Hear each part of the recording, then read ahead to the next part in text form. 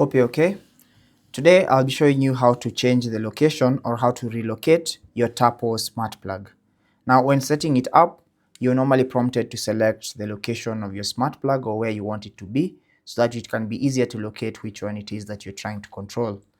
Now to change the location, if you've already finished the setup process and you've relocated that smart plug to another room or another function, simply launch the Tapo app, ensure that the smart plug is connected to power, launch the app, and then in the app simply tap on the name of your smart plug just like that, and then you want to tap on this settings icon at the top here, and then you should be able to see location. So as you can see, mine is currently located in the office.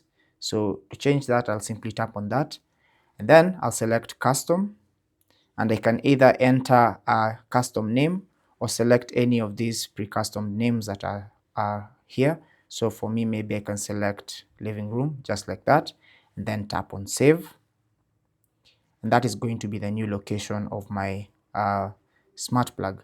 Now you can always change this later, but simply tap on save to save the changes. Now when you go back to the home page, as you can see, it has been relocated to the living room.